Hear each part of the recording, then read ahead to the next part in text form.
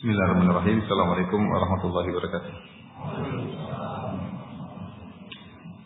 Alhamdulillahi ala ihsanihi wa syukru lahu ala taufiqihi wa amtinanihi. Asyhadu an la ilaha illallah wahdahu la syarika lahu ta'ziman li sya'nihi wa asyhadu anna Muhammadan abduhu wa rasuluhu ila ridwani. Allahumma shalli alaihi wa ala alihi wa ashabihi wa ikhwani. Kita lanjutkan bahasan kita sampai pada ayat yang 12. Nomor 12 kata Allah Subhanahu wa taala, "Fala'allaka tarikum ba'dha ma yuha ilaika wa dha'ikum bihi sadruka ay yaqulu laula unzila alayhi kanzun aw jaa'a ma'ahu malak innama anta nadhir wallahu ala kulli syai'in wakil."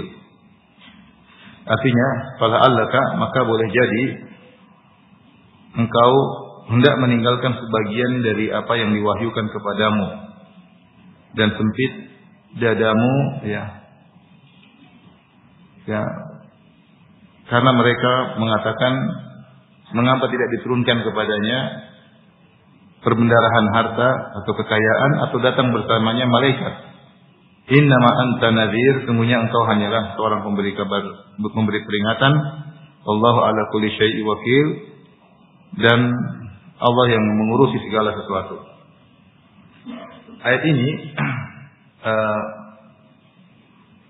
ketika banyak sekali orang-orang musyrikin yang menuntut kepada Nabi Shallallahu Alaihi Wasallam, untuk Nabi misalnya untuk didatangkan dunia, seperti dalam ayat ini, mereka berkata, "Laula unzila alaihi kanzun aw jaa'a ma'ahu malak."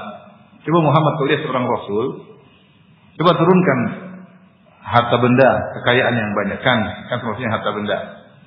Dan mereka menggunakan ibarat unzil, diturunkan, padahal kita tahu namanya harta benda itu bukan diturunkan, tapi memang di atas muka bumi atau digali. Tapi mereka mengatakan unzil, maksudnya mereka minta mukjizat. Mukjizat yaitu harta tersebut turun dari langit. Mereka minta harta bukan sekedar harta doang, tapi cara turunnya pun harus menakjubkan, yaitu turun dari apa? Turun dari langit. Ini tafsiran pertama. Jadi mereka minta suatu mukjizat yang mereka senangi, dan mukjizat yang mereka minta biasanya perkara dunia. Di antaranya mereka minta agar harta turun dari langit, harta yang banyak turun dari langit. Atau maknanya unzil, maksudnya harta tersebut datang tanpa sebab, itu tiba-tiba muncul, tanpa harus dicari, tiba-tiba datang. Dua tafsir yang disebut ada alusi dalam tafsirnya. Jadi ingat, mereka bukan cuma sekedar minta harta, tapi harta tersebut datang dengan cara yang menakjubkan. Dan permintaan ini banyak. Allah sebutkan seperti dalam surat Al-Isra, ya. Mereka ingin, misalnya mereka mengatakan, "Lan nu'mina laka hatta tafjura lana minal ardi yanbu'a." Wahai Muhammad, kami tidak akan beriman dengan engkau sampai kau keluarkan dari Mekah ini mata air yang banyak. Jadi karena Mekah itu daerah kering, tidak ada mata air kecuali Zam-Zam. Mereka ingin Mekah banyak mata airnya, banyak sungainya. Au takuna laka jannatun min nakhilin wa 'inabin wa tufajjiru al-anhara khilalaha tafjira. Atau kalau memang kau seorang nabi, harusnya kau punya kebun di Mekah. Kebun dari korma, dari anggur, kemudian di sela-selanya ada sungai-sungai yang mengalir. Intinya dia ingin kota Mekah jadi puncak Bogor, ya. Ingin Mekah jadi puncak apa? Puncak Bogor. Jadi mereka ingin, kalau kau nabi harusnya bisa bikin kayak ini dong, ya. Dan banyak permintaan mereka seperti itu, ya. Yang ini menyesatkan dada Nabi SAW. Mereka tidak mau beriman kecuali dengan syarat, kalau memang seorang nabi turunkan dong harta, kalau enggak bikin Mekah jadi puncak Bogor, ya. Jadi mereka membuat dada Nabi sesak, dan Allah sebutkan dalam beberapa ayat Nabi dadanya sesak karena permohonan-permohonan, ide-ide orang-orang musyrikin tersebut. Seperti dalam surat Al-Hijr, "Wa laqad na'lamu annaka yadhiqu sadruka bima yaqulun." Sungguhnya kami tahu bahwasanya dadamu sempit atas ucapan-ucapan mereka. Di antaranya permintaan mereka, di antaranya tuduhan mereka kepada Nabi. Tapi di antaranya permohonan-permohonan mereka tersebut yang mustahil, di antaranya masalah-masalah keduniaan. Dan ini menunjukkan bahwasanya Nabi Shallallahu Alaihi Wasallam manusia, meskipun dadanya telah dibersihkan oleh malaikat Jibril ketika Nabi Shallallahu Alaihi Wasallam akan jadi ketika kecil dibersihkan dadanya, ya, diambil bagian daripada syaitan, tetapi dia manusia dan memiliki sifat seperti itu. Jadi kalau dikata-katain juga Rasulullah SAW sedih dan dadanya sempit. Ya. Oleh karenanya Allah mengatakan, "Fala'allaka tarikun", jangan-jangan engkau wahai Muhammad ingin meninggalkan sebagian konten dakwah supaya mereka tidak ngata-ngatain begitu sama kamu. Jangan-jangan saking seringnya mereka bilang, "Wahai Muhammad, kau Nabi turunkan harta. Muhammad, kau Nabi bikin Mekah jadi puncak Bogor." Sampai-sampai Nabi kayaknya mau meninggalkan sebagian konten dakwah supaya mereka tidak demikian. Zahir dari ayat ini seperti itu. Kata Allah, "Fala'allaka", jangan-jangan engkau tarikun, ingin meninggalkan ba'dha ma yuha ilaik. Ya. Meninggalkan sebagian apa yang diwahyukan kepadamu. Ada yang mengatakan, yaitu orang kafir mengatakan, "Udah Muhammad, janganlah kau sebut ayat-ayat yang mencela Tuhan-Tuhan kami. Udahlah, jangan. Biar kami beriman." Jadi mereka punya ide-ide, punya syarat-syarat agar mereka beriman, dan Nabi sepertinya ya saking seringnya sampai Allah mengatakan, "Fala'allaka", jangan-jangan engkau. Di sini ada dua kemungkinan. Kemungkinan pertama, mungkin saja ada ide tersebut dalam hati Nabi supaya mereka beriman, karena Nabi sangat ingin mereka beriman. Coba konten dakwah ini saya tinggalkan deh, supaya mereka bisa beriman. Coba konten dakwah ini saya tinggalkan supaya mereka bisa beriman. Kemungkinan pertama dalam hati Nabi mungkin ada seperti itu. Tapi sebagian tafsir mengatakan tidak ada dalam hati Nabi demikian ingin meninggalkan konten dakwah. Tetapi Allah mengucapkan ini supaya Nabi semangat. Seperti kalau kita bilang, "Kau mau malas ya?" Padahal enggak malas. Misalnya ada orang mungkin terus ngaji Quran terus kayaknya mau malas nih. Padahal enggak. Itu ucapan begitu supaya memacu dia untuk apa? Tetap rajin. Ini tafsiran yang disebut oleh sebagian ulama seperti Al-Alusi dan yang lainnya. Jadi karena fala'allaka itu belum terjadi. Fala'allaka tarikun, jangan-jangan engkau akan meninggalkan. Dan ini menunjukkan betapa sering mereka memberi persyaratan kepada Nabi sallallahu alaihi wasallam. Kemudian kata Allah, "Wa dha'ikun bihi sadruk", dan dadamu sempit. Waw di sini wallahu alam bisawab, yang benar adalah waw al-haliyah, bukan waw al-atifah, tapi waw al-haliyah. Karena kalau waw al-atifah dan beda, kalau waw al-haliyah kita artikan sementara, dadamu sempit. Kalau waw al-atifah itu kata gandeng maka kita artikan dan dadamu sempit. Kenapa kita tidak mengatakan waw di sini adalah kata gandeng? Karena tarikun belum terjadi. Fala'allaka tarikun, jangan-jangan kau akan meninggalkan sebagian konten dakwah. Kalau kita katakan wadha'ikun, berarti seakan-akan jangan-jangan dadamu juga sempit. Padahal dada Nabi memang sudah sempit, sudah terjadi.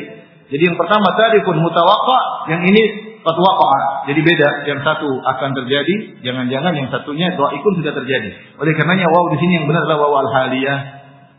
Kalau kita artikan, jangan-jangan wahai Muhammad engkau akan meninggalkan sebagian konten dakwah karena dalam kondisi dadamu sempit. Sementara kondisi dalam dadamu sempit. Mohon maaf yang nggak ngerti bahasa Arab ya. Apa itu waw al-haliyah, apa itu waw al-atifah, makanya belajar bahasa Arab ya. Belajar. Kalau tahu bahasa Arab enak, baca tafsir ngerti. Kalau nggak tahu bahasa Arab ya agak repot ya. Ngertinya setengah-setengah ya. Baik. Maka saking seringnya mereka mempersyaratkan demikian, menawarkan kami akan masuk Islam kalau kau turunkan harta, kalau kau ini, kalau kau maka Allah ingatkan Nabi, kata Allah, "Innama anta nadhir." Ya. Baik, sebelumnya di sini Allah menggunakan kata dha'ikun isim fa'il. Ini juga bahasa Arab. Dha'ikun isim fa'il. Beda dengan kalau dhayyikun. Kalau dhayyikun sifat al-musyabbahah. Bedanya antara isim fa'il dengan sifat musyabbahah. Kalau isim fa'il artinya hanya tarik, hanya datang sesekali, dada Nabi sempit, bukan terus-terusan. Kalau dhayyik sifat musyabbahah menunjukkan kasratul fi'il, artinya Nabi SAW selalu sempit dadanya, dan Nabi tidak demikian. Artinya sempitnya dada seperti ini yang dialami oleh Nabi sesekali mereka, karena dia adalah manusia. Ketika mereka ngomong, kalau kamu Nabi turunkan dong harta, kalau kamu Nabi balah Mekah jadi puncak Bogor. Sesekali Nabi sempit dadanya, tapi bukan sering-sering. Makanya Allah menggunakan isim fa'il, dha'ikun. Kembali lagi, mohon maaf yang tidak tahu bahasa Arab, apa bedanya isim fa'il? Isim itu apa, fa'il itu apa? Sifah musyabbahah bil ismil fa'il apalagi lagi enggak ngerti. Ya sudahlah. Banyak-banyak istighfar ya. Karena banyak istighfar, semangat belajar yang lain bahasa Arab kurang belajar. Kan sebagian ulama mengatakan belajar bahasa Arab hukumnya wajib ya. Sebagian ulama yang mengatakan bahasa Arab hukumnya wajib berarti banyak istighfar dong, karena untuk tidak belajar bahasa Arab. Innama anta nadhir, sungguhnya engkau hanyalah pemberi peringatan wahai Muhammad. Artinya mereka tidak beriman, jangan kau sendiri Muhammad, bukan urusanmu wahai Rasulullah sallallahu alaihi wasallam. Mereka bilang, wahai Muhammad, kalau kamu mau kami beriman, bikin ini, turunkan harta, datangkan malaikat bersamamu. Au ja'a ma'ahu malak, datangkan, hadirkan ketika kau dakwah malaikat di sampingmu bilang Muhammad benar. Syarat yang susah. Maka Allah mengatakan, mereka tidak beriman, enggak usah urusan Rasulullah. Tugasmu hanya innama anta nadhir, kau hanya menyampaikan. Artinya dadamu jangan sempit. Kalau mereka tidak beriman, enggak ada masalah. Allah ingatkan ini dia. Kau enggak usah sempit dadamu wahai Rasulullah sallallahu alaihi wasallam. Mereka tidak beriman enggak ada masalah, karena tugasmu hanyalah untuk menyampaikan. Ini dalil. Para ulama menyebutkan bahwa seorang dai ketika dia berdakwah, ketika ada orang menentang, orang ngata-ngatain, orang tinggalin atau diusir, jangan dia mundur. Disampaikan yang hak. Kemudian ada yang gini, akhirnya ngeles. Dia mengatakan haram gara-gara dia ini, akhirnya dia katakan, oh tidak haram. Jangan, enggak boleh. Kalau haram, syirik. Ya. Supaya kemudian dia mau diterima sama orang, dia bilang, oh maksud saya bukan haram. Oh maksud saya bukan syirik, itu namanya ngeles. Enggak boleh begitu. Dia bilang haram, ente diusir ya pergi aja. Enggak usah dia bilang maksud saya bukan haram, enggak boleh. Ente berarti cari keridhaan manusia, bukan keridhaan Allah Subhanahu wa taala. Sampaikan dengan usul yang baik, dengan cara yang terbaik. Namanya dai kadang-kadang kelepasan ngomong, terkadang emosi tapi kalau benar sampaikan benar. Jangan ngeles supaya selamat, enggak boleh. Ya. Enggak boleh, maka meskipun dikata-katain, meskipun diejek-ejek, maka ingat Rasulullah juga pernah mengalami seperti yang dialami oleh sebagian dai. Dan Allah mengingatkan, innama anta nadhir, kau hanyalah pemberi peringatan. Mereka enggak beriman, mereka mau maki-maki, mereka mau apa? Itu bukan urusanmu. Hidayah bukan di tanganmu. Wallahu ala kulli syai'in wakil. Dan Allah yang mengurusi segala sesuatu. Nanti yang ngurusin mereka Allah, yang mengurusi hari bagaimana nasib mereka di akhirat adalah Allah, mengurusi pembalasan mereka adalah Allah, mengurusi mereka dapat hidayah atau tidak adalah Allah, bukan kamu wahai Muhammad. Kamu hanyalah pemberi peringatan. Innama anta nadhir. Dan kita masuk pada ayat berikutnya. Sampai sini paham? Ayat ke-12. Insyaallah ya. Paham terjemahannya? Baik, kita lanjutkan ayat berikutnya. Am yaqulu naftara. Apakah mereka ayat 13? Am yaqulu naftara, bahkan mereka mengatakan iftara, Muhammad telah membuat Al-Qur'an. Quran itu karya Muhammad. Quran itu karya Muhammad.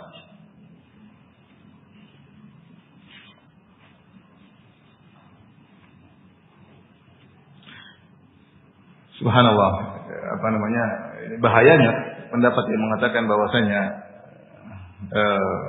Al-Quran itu kalam nafsi, adapun lafalnya dari Muhammad, itu mendapat bahaya. Pendapat sebagian Asy'ariyah seperti itu. Asy'ariyah mengatakan Al-Quran ini bukan firman Allah. Kenapa? Karena Allah itu berfirman tanpa suara, tanpa huruf. Jadi hanya maknanya doang yang dipahami oleh Muhammad. Kemudian Muhammad mengungkapkan dengan bahasa dia sendiri. Ini kalau seandainya demikian, maka tuduhan orang musyrikin benar. Iftarah. Al-Quran hanya karangan siapa? Muhammad. In hada illa qaulul bashar. Sebagian Walid bin Mughirah mengatakan, Quran ini hanya perkataan manusia. Kalau kita Ahlus Sunnah enggak. Ahlus Sunnah wal Jamaah meyakini Al-Quran lafalnya semuanya juga dari siapa? Dari Allah. Bukan karangan Muhammad. Muhammad yang tinggal terima wahyu, dia hanya menyampaikan. Makanya dia ditalkin. Ditalkin tidak? Ya, ditalkin oleh malaikat Jibril. Fa idza qara'nahu fattabi' Qur'anah. Kalau kami bacakan maka ikutilah. Ketika Jibril mengatakan Iqra, bacalah Muhammad. Iqra bismi rabbikal ladzi khalaq. Rasulullah disuruh baca. Bukan Iqra karangan Muhammad, bukan. Paham? Jibril suruh baca, Iqra, bacalah.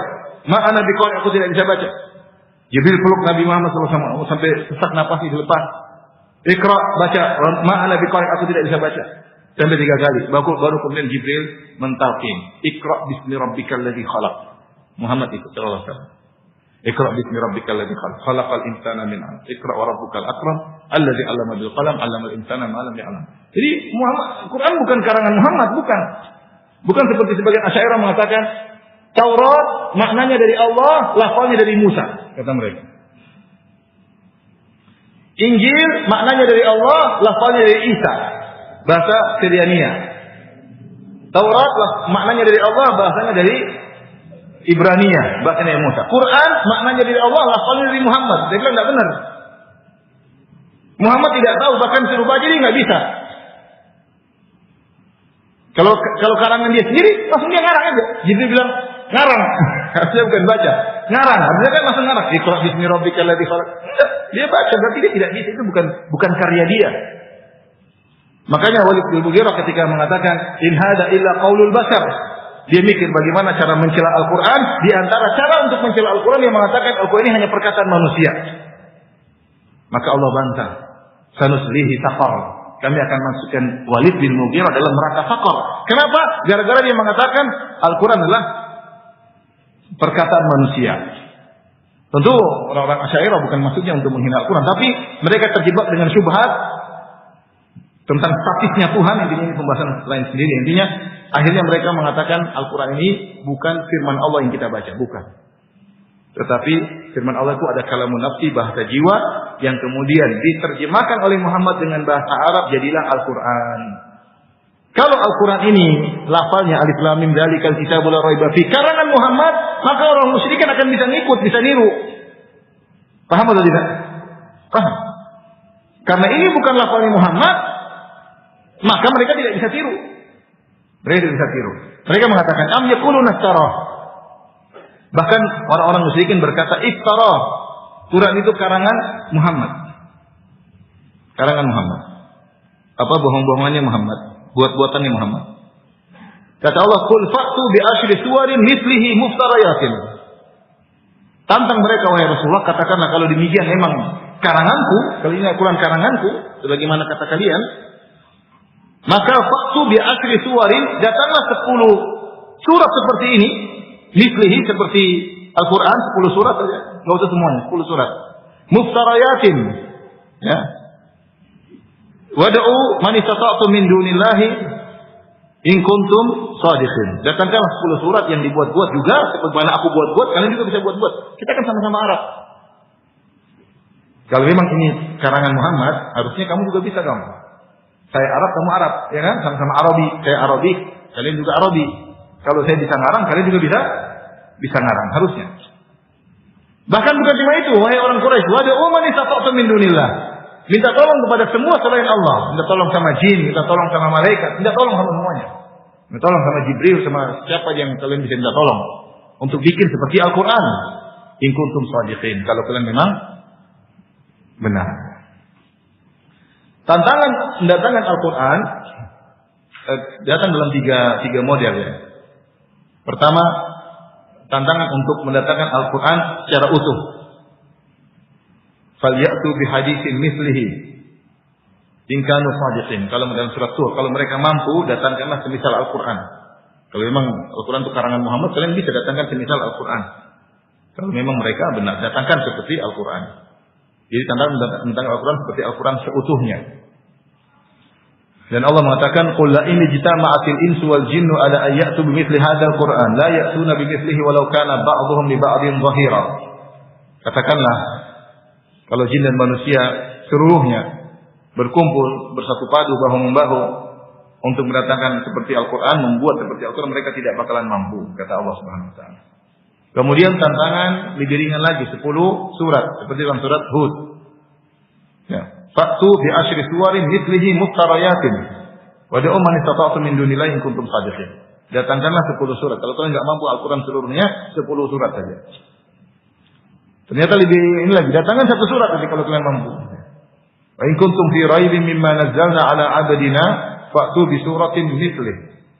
Fa'tu bi suratin mislihi. Wad'u syuhada'akum min dunillahi in kuntum shadiqin. Fa in lam taf'alu wa lam taf'alu fattaqun nar allati waquduha an-nas wal hijarah uiddatil kafirin. Ya, kalau kalian ragu tentang kebenaran Al-Qur'an dari Allah Subhanahu wa taala, kalau kalian ragu maka datangkanlah satu surat. Satu surat aja. Enggak usah 10, satu surat. Dan tidak ada yang mampu. Jadi Allah datangkan, minta tolong sama semua yang ahli bahasa Arab, yang ahli balaghah, tanya jin-jin yang mungkin pakar-pakar bahasa Arab. Minta tolong sama siapa saja di alam semesta ini yang ikut percaya sama kalian bahwa si Al-Qur'an bukan dari Allah ya. Silakan. Ketika mereka tidak mampu, kata Allah, fa illam yastajibu lakum, jika mereka tidak mampu memenuhi tantangan kalian, fa'lamu annama unzila bi ilmillah, maka ketahuilah bahwa Al-Qur'an itu diturunkan dengan ilmu dari Allah. Diturunkan ilmu dari Allah. Yang kalian baca ini alif lam mim dzalikal kitabul ya qul huwallahu ahad Allahus samad, Al-Fatihah, semuanya itu diturunkan dari ilmu Allah Subhanahu wa taala, bukan ilmu Muhammad. Bukan karangan Muhammad, sama sekali tidak ada karangan Muhammad di situ. Tidak ada sedikit pun ilmu Muhammad campur tangan dalam Al-Qur'an, tidak ada. Tidak ada. Semuanya berasal dari ilmu Allah. Ibnu Taimiyah rahimahullah taala punya perkataan yang indah tentang masalah ini. Saya bacakan.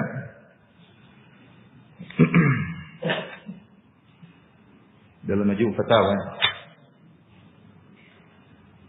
Beliau berkata rahimahullah taala, "Wa idza kana al-khalqu kulluhum ajizina 'an al-ityan bi suratin mithlihi wa Muhammadun minhum." Jika ternyata seluruh makhluk seluruhnya tidak mampu untuk mendatangkan satu surat seperti dalam Al-Qur'an, padahal Muhammad termasuk dari mereka, ya. Muhammad juga makhluk. Muhammad cuma satu orang. Kalau ini karangan Muhammad kan harusnya semua orang bisa bikin lah, bisa niru. Muhammad satu orang, sallallahu alaihi wasallam, ternyata kalian ratusan ribuan miliaran orang tidak bisa bikin seperti ini. Berarti bukan karya Muhammad dong. Logikanya sederhana. Ya. Muhammad satu orang, kalau ini karya Muhammad satu orang bisa bikin, kalian harusnya secara logika harusnya bisa dong. Kata Ibnu Taimiyah, wa in kana al-khalqu kulluhum ajizina lil ityan bi suratin mislihi wa Muhammadun minhum. Jika seluruh makhluk tidak mampu mendatangkan semisal Al-Qur'an, padahal Muhammad adalah bagian dari mereka, ulima annahu munazzalun minallah, maka dengan ini diketahui Al-Qur'an itu bukan karya Muhammad tapi turun dari Allah Subhanahu wa taala. Nazzalahu bi ilmihi, Allah turunkan Al-Qur'an dengan ilmunya. Lam yunazzilhu bi ilmin makhluk. Allah tidak turunkan dengan ilmu makhluk manapun. Jadi tidak ada sedikit pun campur tangan Muhammad dalam Al-Quran. Tidak ada ide, tidak ada. Semuanya dari ilmu Allah Subhanahu wa ta'ala. Tidak ada campur tangan Muhammad sedikit pun. Tidak seperti orang-orang liberal yang mengatakan Al-Quran ini adalah karya budaya, kerjasama antara Tuhan dengan Muhammad, dengan Rasulullah SAW. Sehingga karena ini Al-Quran adalah karya budaya, gabungan kerjasama antara Tuhan dengan Muhammad, maka jangan tekstual. Karena budaya itu terpengaruh dengan kondisi yang ada sekitarnya, zamannya, dan kondisi dengan sekitarnya. Oleh karena kita memahami Al-Quran jangan tekstual, tapi kontekstual. Paham? Ya, jadi jangan paham teks, tapi kita kontekstualnya. Ya. Kalau orang liberal demikian. Sehingga hanya mereka memahami dengan tafsir-tafsir yang aneh-aneh. Ya. Fama fihi minal khair fama fihi minal khabar fahuwa khabarun an ilmillah. Apapun yang ada dalam Al-Qur'an adalah khabar dari ilmu Allah Subhanahu wa taala. Makanya kita lihat dalam Al-Qur'an yang menunjukkan itu bukan karya Muhammad, ya. Banyak. Misalnya Allah mengabarkan dalam Al-Qur'an tentang rahasia langit dan bumi, penciptaan langit lain. Muhammad tahu dari mana? Muhammad tahu dari mana? Bagaimana langit dan bumi dulu, bagaimana Allah berjalannya matahari, bagaimana rembulan. Allah bicara tentang rahasia langit dan bumi. Bagaimana penciptaan langit dan bumi. Allah juga berbicara tentang dunia dengan isinya, tentang manusia-manusia terdahulu, umat-umat terdahulu, apa yang menimpa mereka, kisah-kisah nabi-nabi terdahulu, padahal Muhammad tidak pernah kontak sama orang Yahudi sama sekali. Makanya saya pernah lihat di YouTube ada seorang pendeta Yahudi atau Nasrani, dia mengatakan ini menakjubkan. Muhammad di Mekah turun ayat-ayat tentang Yahudi, padahal dia tidak pernah kontak sama seorang Yahudi pun. Yahudi di Madinah, surat Al-Baqarah turun di Mekah. Itu cerita tentang orang Yahudi. Kemudian juga kisah-kisah nabi-nabi terdahulu, Nabi Nuh turun di seperti ini, seperti nabi-nabi dalam surat Hud, ini surat Makkiyah. Rasulullah belum pergi ke Madinah, padahal di Mekah tidak ada orang Yahudi. Tidak ada orang Yahudi. Nabi tidak pernah kontak sama orang Yahudi sama sekali. Tapi bagaimana? Sehingga dia bilang ini memang menunjukkan benar dari Tuhan. Ya, pendeta itu mengatakan demikian. Karena kita tidak bisa pungkiri. Ini surat turun di Mekah, Muhammad tidak pernah interaksi sama seorang Yahudi pun. Tapi dia bisa bicara tentang Yahudi, tentang nabi-nabi yang diakui oleh Bani Israel, nabi-nabi Bani Israel, bahkan nabi-nabi terdahulu. Mustahil, ya. Mustahil Muhammad mengarang sendiri. Ini pasti dari Tuhan. Ini kemudian betapa banyak kabar-kabar yang Allah kabarkan tentang masa depan kemudian terjadi. Ini semua menunjukkan Al-Quran itu dari ilmu Allah, bukan ilmu Muhammad sama sekali. Fa illam yastajibu lakum fa'lamu annama unzila bi ilmillah. Kalau mereka tidak mampu, maka yakinlah, ketahuilah bahwa Al-Quran adalah turun dari ilmu Allah. Wa alla ilaha illa huwa. Dan ini menunjukkan tidak ada Tuhan kecuali Allah yang berhak disembah. Kalau kamu tahu Al-Quran ini turun dari Tuhan, yang dalam Al-Quran tentang hal gaib, tentang masa depan, tentang masa lalu, tentang kejadian alam, tentang langit, tentang bumi, tentang rahasia, tentang janin, tentang macam-macam. Kalau gitu dialah yang berhak untuk disembah. Bukan Nabi Isa disembah. Nabi Isa nggak tahu apa seperti itu.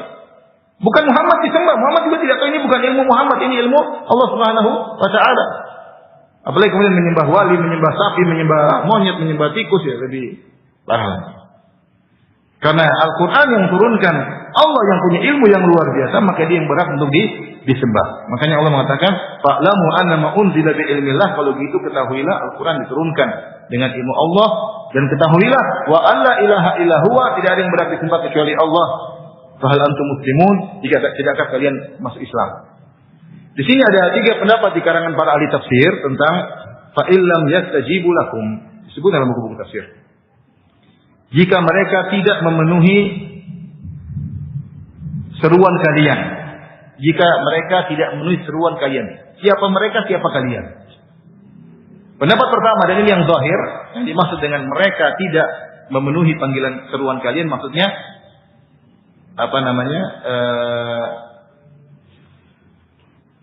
Wada'u man istata'tum min dunillahi in kuntum shadiqin. Maksudnya yang kalian minta pertolongan.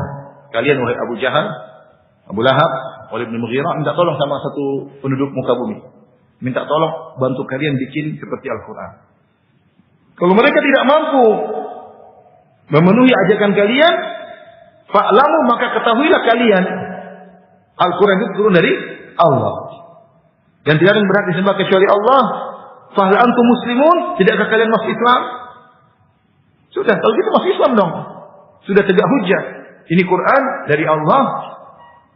Kalian sudah ngajak orang, dan orang-orang semua yang kalian ajak tidak mampu memenuhi ajakan kalian. Mereka tidak mampu, sebagaimana kalian tidak mampu, mereka tidak mampu. Nah, kalau mereka tidak mampu memenuhi ajakan kalian, ketahuilah kalian, wahai orang-orang musyrikin, bahwasanya Al-Quran itu diturunkan dengan ilmu Allah, dan tidak ada Tuhan yang berhak disembah kecuali Allah. Fahal antum muslimun, tidak akan kalian masuk Islam. Ini tafsir pertama. Paham? Jadi merekanya siapa ini? Mereka maksudnya yang diajak untuk apa? Kerjasama. Kalian maksudnya apa? Orang-orang musyrikin. Pendapat kedua, dan sekaligus pendapat ketiga, kalian adalah nabi atau kaum muslim. Pendapat kedua, nabi. Fa illam yastajibu lakum, maksudnya begini. Kalau mereka orang-orang musyrikin Arab tidak bisa memenuhi tantanganmu wahai Muhammad, kalian maksudnya apa? Muhammad. Tapi Allah karena memuliakan Nabi, Allah menggunakan domir antum, sebagaimana saya sebutkan kemarin. Fa illam yastajibu lakum. Dalam ayat yang fa illam yastajibu lak. Dalam ayat yang ada yastajibu lak. Tapi dalam ayat ini yastajibu lakum. Jika mereka tidak mampu memenuhi tantanganmu untuk mendatangkan semisal Al-Quran, tantanganmu, di sini Allah menggunakan antum, kalian. Padahal yang dimaksud Nabi Muhammad SAW. Allah mengungkap Nabi Muhammad dengan antum, dengan kalian sebagai bentuk apa? Penghormatan. sebagai bentuk pemuliaan kepada siapa?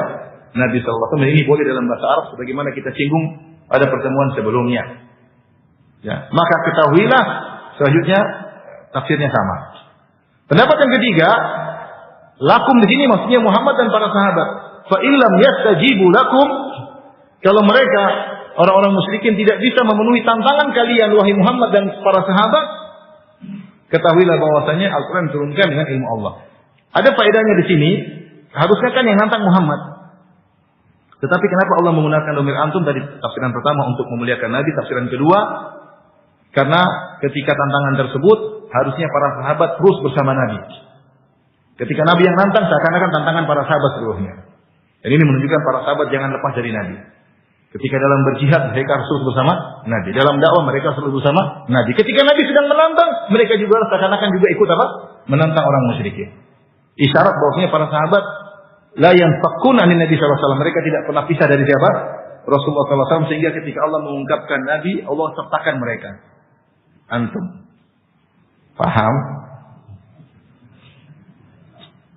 Pokoknya saya sampaikan aja ya, nanti antum baca ulang ya, insyaallah. Baca ulang di mana? Baik. Sudah apa lanjut? Lanjut. Satu ayat lagi.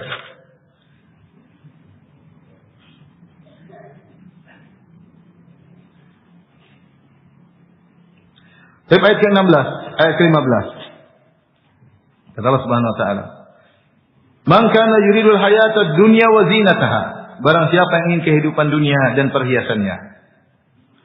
Nuwaffi ilaihim a'malahum fiha. Niscaya kami berikan kepada mereka balasan pekerjaan mereka di dunia dengan sempurna. Wa hum fiha la yubkhasun. Dan mereka tidak akan dirugikan, tidak akan dikurangi jatah mereka di dunia. Ulaika alladziina laisa lahum fil akhirati illa an-nar. Mereka itulah orang-orang yang di akhirat tidak dapat bagian kecuali neraka.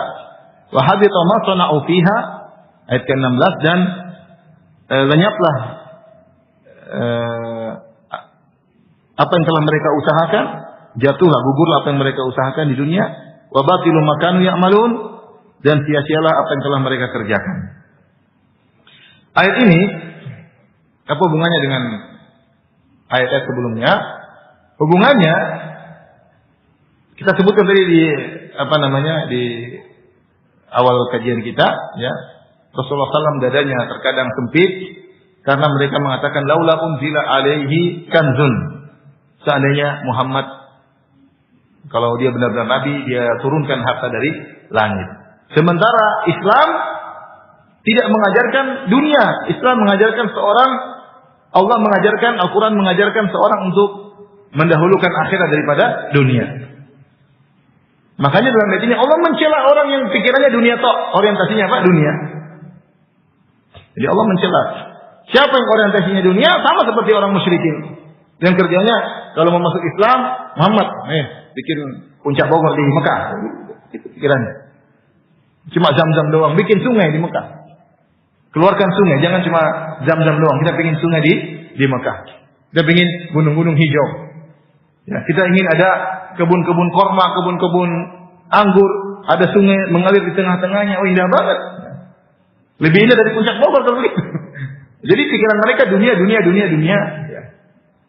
Kalau kamu nabi harusnya kamu kaya dong, harusnya punya begini. Maka Allah ingatkan, "Man kana yuridul hayatad dunya wa zinataha." Siapa yang di dunia ini ingin kehidupan dunia perhiasannya saja, nuwaffi ilaihim a'malahum fiha, maka kami akan memberi balasan sesuai dengan kebaikannya. Dia punya kebaikan tapi inginnya dunia. Kami berikan balasannya di dunia dan kami tidak mengurangi. Wa hum fiha la yubkhasun. Al-bakht maksudnya mengurangi jatah. Seorang punya jatah dikurangi, namanya bakht. Mengurangi jatah yang seharusnya milik orang lain. Ayat ini ada dua pendapat di kalangan para ahli tafsir. Pendapat pertama mengatakan ayat ini terkait dengan orang-orang kafir. Mereka itulah pikiran mereka orientasi dunia. Dikatanya Al-Alusi ketika membahas dia mengatakan man kana yuridul hayatad dunya. Siapa yang ingin kehidupan dunia. Karena di sini kata dia yufidul istimrar. Yang senantiasa pikirannya dunia. Ya. Orang kafir surganya di dunia. Surganya di dunia. Pikirannya selalu dunia. Lupa dengan kehidupan hari akhirat, lupa dengan hari kebangkitan, lupa dengan hari pembalasan.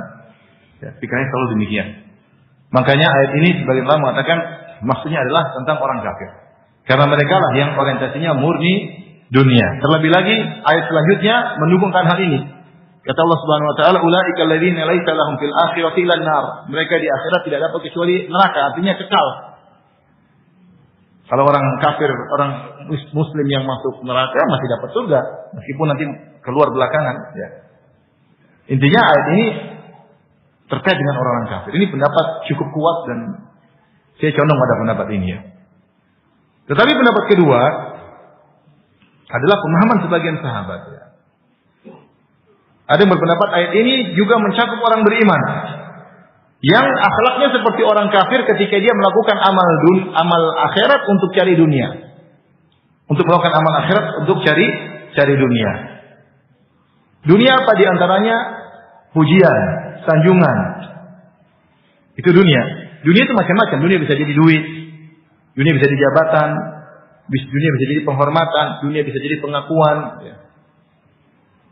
Oleh karenanya Muawiyah radhiyallahu anhu ketika disampaikan kepada beliau tentang kisah 3 orang yang diazab oleh Allah pada hari kiamat kelak dan mereka adalah orang-orang yang beramal saleh, yang pertama yang mati syahid, kemudian diazab ketika Allah bangkitkan orang mati syahid tersebut, Allah mengatakan fa'arafahu ni'amahu fa'arafah, Allah ingatkan dia tentang nikmat-nikmat yang pernah Allah berikan kepadanya dan dia ingat nikmat-nikmat tersebut. Kemudian Allah bertanya, "Wa ma amilta fiha?" Apa yang kau lakukan dengan nikmat tersebut? Kata dia, "Qataltu fika hatta tusyhid." Aku berperang di jalan Engkau ya Allah sampai aku mati syahid. Kata Allah, "Kadzabta." Kau dusta. Walakin qatalta liyuqal annaka jari, tapi kau berperang supaya kau dikatakan jagoan, pemberani. Wa qad qil, dan engkau telah mendapatkan tujuanmu. Inilah yang kata Allah, "Nuwaffi ilaihim a'malahum fiha." Siapa yang ingin cari kehidupan dunia kami berikan. Nah, kalau orang berjihad ingin terkenal, Allah berikan. Ada orang berjihad supaya dikatakan dia jagoan, Allah berikan. Allah tidak. Tujuannya dapat. Orang kedua yang disiksa adalah ustaz. Rajulun ta'allama al-ilma wa 'allamahu wa qara'a al-Qur'an. Seorang belajar ilmu agama dan mengajarkannya dan dia baca Al-Qur'an, mahir Al-Qur'an. Fa utiya bihi, dia dihadirkan. Fa arafahu ni'amahu fa arafaha. Allah ingatkan tentang nikmat-nikmat yang Allah berikan kepada ustaz ini. Mungkin suaranya bagus, pandai tajwid, orasinya indah, cerdas, ya Ustaz Bahlul siapa yang mau ikut, ya? Dia punya pandai bicara, hafalannya bagus. Allah bertanya, "Wa ma amilta fiha?" Apa yang kau lakukan dengan nikmat yang aku berikan kepada? Kata dia, "Qara'tu fikal Qur'an wa 'allamtu." Ya Allah, aku baca Al-Qur'an karena Engkau dan aku mengajarkan Al-Qur'an karena Engkau. Kata Allah, "Kadzabta, kau dusta. Walakin yuqal annaka qari." Kau mengajarkan ilmu agama supaya kau dikatakan ahli baca Qur'an. Yuqal annaka alim, supaya dikatakan kau ahli ilmu. Ustaz, dikatakan engkau orang hebat. Wa qad qil, dan telah dikatakan. Artinya apa tujuan dia? Supaya tenar, supaya followersnya banyak, supaya disanjung, supaya dihormati orang. Allah berikan atau tidak? Allah berikan. Kata Allah, wa qad qil, dan telah dikatakan. Jadi kita jangan terpedaya. Sanjungan orang kepada kita bukan berarti kita benar, belum tentu. Belum tentu. Kalau kita cari niat itu, kita belajar agama, niatnya supaya dipuji, supaya disanjung, kita dapat. Dapat, Allah kasih. Tapi cuma itu yang dapat, di akhirat nggak dapat. Kata Allah, wa qad qil, dan telah dikatakan engkau seorang alim. Summa umira bihi fasil ala wajhihi hatta ulqiya fi an-nar. Kemudian diperintahkan digeret di atas wajahnya, lempar di api neraka. Yang ketiga orang yang dermawan.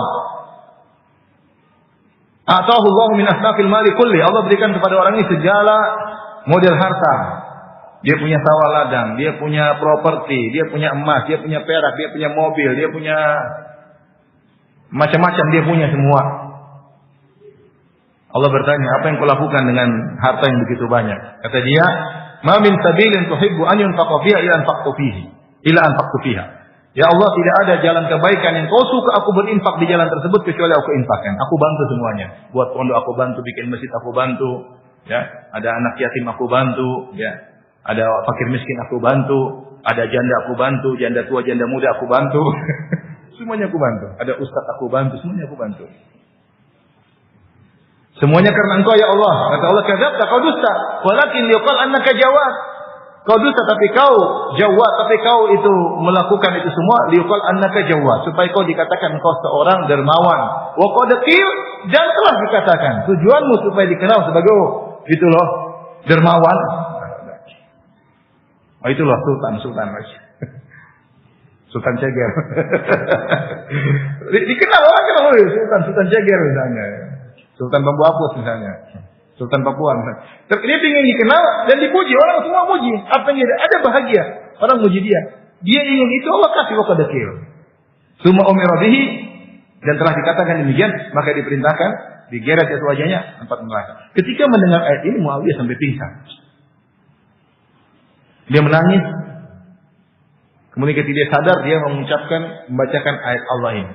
Man kana yuridul hayatad dunya wa zinataha nuwaffi ilaihim a'malahum fiha wa hum fiha la yubkhasun.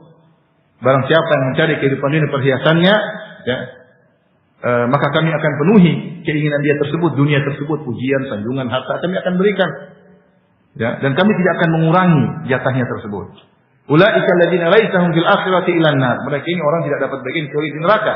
Wa habita ma sana'u fiha. Amal saleh yang mereka kerjakan selama ini akan gugur. Wa habit wa batilu ma kanu ya'malun. Dan tidak ada pahalanya sama sekali. Sehingga Muawiyah radhiyallahu anhu memahami ayat ini juga mencakup orang beriman. Allah alam bihaq, tapi ayat ini kalau kita konteksnya terkait dengan orang apa? Dengan orang kafir. Yang benar-benar tidak mendapatkan bagian di akhirat kecuali neraka cuma orang kafir. Dan buktinya orang kafir bukan cuma antum yang rajin sedekah, orang kafir juga yang sedekah. Saya punya teman-teman yang kerja sama orang kafir, mereka bilang teman-teman saya Ustaz orang kafir sebagai mereka yang sedekah, dan mereka tahu mereka sedekah dan mereka dibalas oleh Allah di dunia. Mereka dibalas. Siapa yang bersedekah, muslim atau kafir, akan dapat balasan dunia. Bedanya orang beriman mencari akhirat. Maka balasannya tidak cuma diberikan di dunia, di akhirat juga dapat. Orang kafir tidak. Mungkin balasnya lebih banyak. Dia sedekah sedikit dapat banyak, sedekah sedikit banyak. Kalau antum sedekah sedikit mungkin enggak terlalu banyak. Orang kafir dikasih full oleh Allah. Ya. Adhabtum thayyibatikum fi hayatikum ad-dunya. Mereka telah merasakan kenikmatan dunia di dunia ini. Semua yang mereka lakukan kalau mereka baik Allah berikan. Makanya kalau ada orang kafir dalam silaturahmi, orang kafir aja sedekah, orang kafir perhatian sama tetangga, oh biasanya dia juga kaya biasanya. Dia juga diberi apa? Kekayaan. Tapi di akhirat tidak dapat. Jadi ini dua pendapat di kalangan para ulama. Intinya meskipun kita menguatkan pendapat ayat ini terkait orang kafir, tetapi seorang jangan berakhlak dengan akhlak mereka. Jangan berakhlak dengan akhlak mereka. Berusaha semaksimal mungkin seorang ketika beramal saleh karena Allah Subhanahu wa taala. Kalaupun dia harus mengambil dunia adalah untuk melanjutkan ibadah dia kepada Allah Subhanahu wa taala. Kita sekarang perlu dunia untuk bisa melanjutkan ibadah kegiatan iman kita. Terkadang kita butuh sesuatu, ya, tapi jangan menjadikan itu sebagai tujuan dan orientasi, ya. Jangan menjadikan itu sebagai orientasi seorang dalam kehidupannya. Ya. Saya kemarin umrah, saya ketemu guru orang Mesir. Dia pakai HP jelek banget, HP jadul ya. Mungkin HP.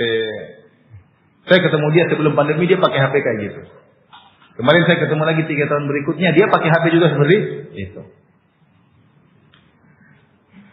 Terus saya ingin berikan dia sesuatu, ya sesuatu lah. Saya mau kasih, kemudian saya panggil, saya bilang, Syekh gimana kabarnya? Dia tahu saya masih syubah sebelum S1. Dia tidak mau terima. Padahal boleh, dia sudah tidak ngajar saya dan saya kasih hadiah sebagai bentuk ya namanya teman atau guru, saya kasih hadiah kan boleh-boleh saja. Tapi dia tidak. Bilang saya tidak mau. Apa yang Allah siapkan bagi saya di akhirat lebih banyak daripada ini. Dia tidak mau. Subhanallah. Lalu HP-nya jelek ya. Oleh karenanya seorang berusaha untuk menata hati, ya. Untuk menata hati, jangan menjadikan dunia sebagai orientasi. Kalau ada yang begitu tentunya boleh saja. Seperti Nabi Musa alaihissalam ketika dia membantu 2 wanita diambilkan air, kemudian datang wanita tersebut berkata, Inna abi yad'uka liyajziyaka ajra ma saqaita lana. Ayahku mengundangmu untuk memberi upah. Dia tidak mencari upah tersebut, tapi ketika dikasih dia terima, ya. Intinya tinggal kita menata hati. Kalau salah menata hati bisa jadi kita tidak dapat bagian di akhirat, cuma dapat di dunia saja. Wallahu ta'ala alam bisawab. Demikian saja yang saya sampaikan. Wabillahi taufiq wal hidayah. Assalamualaikum warahmatullahi wabarakatuh.